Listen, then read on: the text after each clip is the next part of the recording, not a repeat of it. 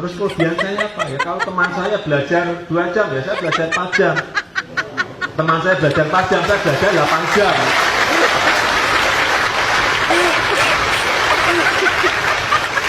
Hanya seperti itu.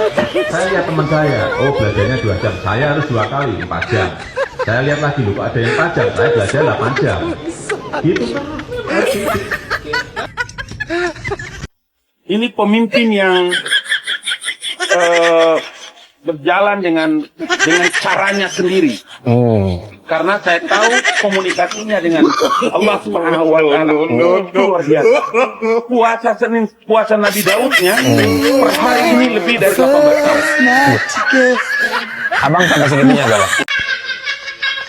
Being responsible means respecting international law and principle of the UN Charter consistently. Being responsible means creating win-win, not zero-sum situation. I would hereby like to officially nominate as the invention of the century. The selfie has changed the world. It has now evolved into the Wi-Fi and the vlog. We walk the talk, not only talk the talk. We walk the talk, not only talk the talk. Yap, seperti biasa, Pak Mulyono masih saja menjadi bahan ledekan netizen melalui editan-editan video yang dilakukan oleh netizen yang sangat menghibur kita semua. Nah, tidak hanya sampai di situ, di video yang akan Mimin tampilkan berikutnya, di mana komentar-komentar dari Bang Rocky Gerung dan juga netizen ini sangat luar biasa, sangat cerdas mengenai ijazah Pak Mulyono yang sampai saat ini belum terselesaikan.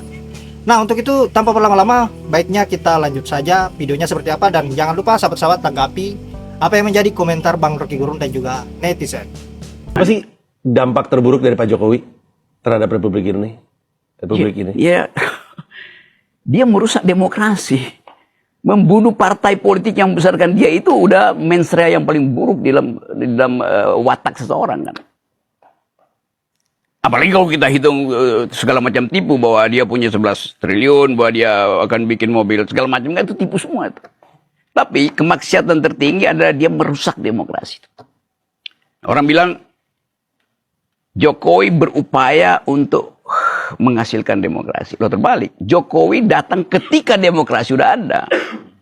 Kan Jokowi datang 2014 setelah 16 tahun reformasi.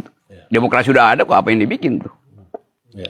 Memang fansnya Pak Jokowi dan keluarga itu pernyataannya cukup kocak. Terakhir ada politisi PSI yang bilang Jokowi sudah punya syarat untuk menjadi seorang nabi kalau misalkan abang ngelihat beritanya. Oh ya, apa? Siapa yang bilang begitu? Jadi nabi tuh? Iya.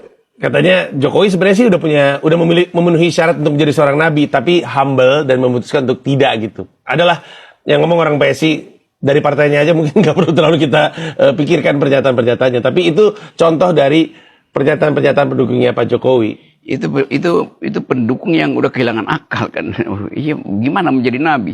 Gua aja nggak mampu. Lu aja nggak mampu memposisikan diri di atas Pak Jokowi ya. Itulah. Jadi kalau kita balikin, sorry, abang belum jalan lagi nih. Jadi kalau kita simpulin, Pak Jokowi pura-pura sehat karena kasus ijazah palsu. Apa benar ya Pak Jokowi kena autoimun sampai sakit kulit? Awalnya Pak Jokowi pergi ke Vatikan untuk menghindari kasus sidang ijazah. Tapi setelah pulang justru Pak Jokowi stres berat tidak seperti pensiunan presiden lainnya. Bahkan kata dokter Tifa, alat yang terpasang di perut Pak Jokowi itu CAPD. Alat ini biasanya digunakan untuk cuci darah akibat gagal ginjal atau autoimun. Autoimun. Nah, itu mungkin dokter yang lebih detail menjelaskan. Meskipun dokter Tifa tidak bermaksud menjadi musuh Pak Jokowi, dia sebagai dokter khawatir dengan kondisi Pak Jokowi. Akhirnya saat ulang tahun Pak Jokowi mengundang para pendukungnya minta untuk didoakan. Meskipun Pak Jokowi menolak foto karena sakit kulit, Pak Jokowi memberikan bansos secara jor-joran. Anehnya Pak Jokowi saat ditanya mau berobat kemana, kok bawa koper banyak seperti mau minggat, dia bilang mau antar cucu liburan ke Bali. Kalau menurut kalian Pak Jokowi kena azab kalau alergi? Aku suka membongkar kehidupan Pak Jokowi, follow untuk kisah Jokowi lainnya.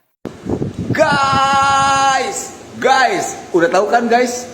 Ada yang ciut guys, ada yang ciut terkait masalah dibebaskannya Tom Lembong.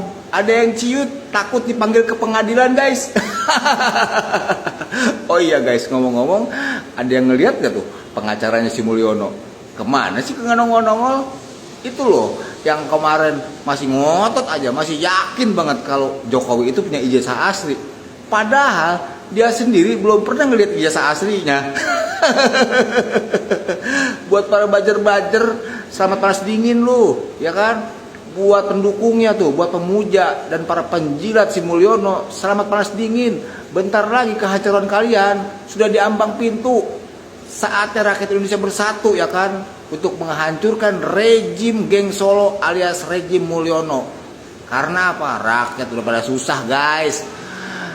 Ya kan, gue kesian sama teman-teman yang lain, kesian sama saudara-saudara, sama tetangga, ya kan, pada nganggur, banyak yang nganggur, kerjaan susah, boro-boro nyari kerja, ya kan, yang lulus kuliah, yang lulus sekolah, susah nyari kerja, karena apa? Gara-gara si Mulyono sialan itu guys, dia sudah menghancurkan ekonomi negeri ini, ya kan, koruptor merajalela. Gue pengen tahu dah muka-muka pendukung dan penjilat si Mulyono itu masih bisa bertahan, masih bisa tawakah kalian? Pokoknya kita bersatu guys, kita hancurkan rejim Mulyono, si pemalsu ijazah. Makanya saya bilang semua ini kegaduhan ini bermula dari ya pengecutnya Joko Widodo, ya, dan pengecutnya Dirtipidum yang diakui mereka itu asli tapi hanya berani menampilkan fotokopinya. Ijazah UGM bukan aib. Masa kita punya presiden yang gak berani menunjukkan ijazahnya?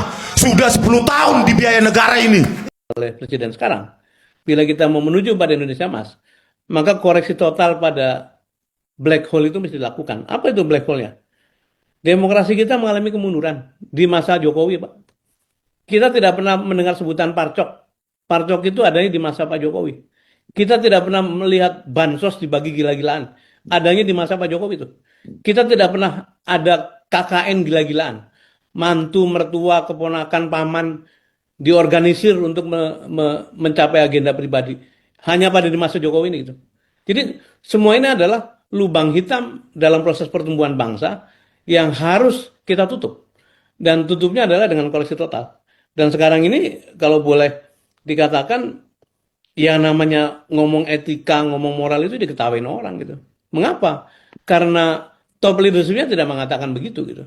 Dan ketika proses dalam soal Gibran ini misalnya, kan terus-menerus menyampaikan kebohongan tapi sambil mengerjakan apa yang sebenarnya menjadi maksud kan.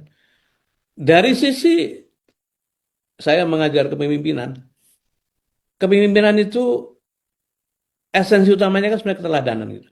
Ya. Dan itu yang tidak ada. Jadi bagaimana mungkin seorang pimpinan tertinggi negara terus-menerus melakukan kebohongan, mengerjakan sesuatu yang dikatakan tidak dikerjakan, tapi sebetulnya menuju ke sana gitu.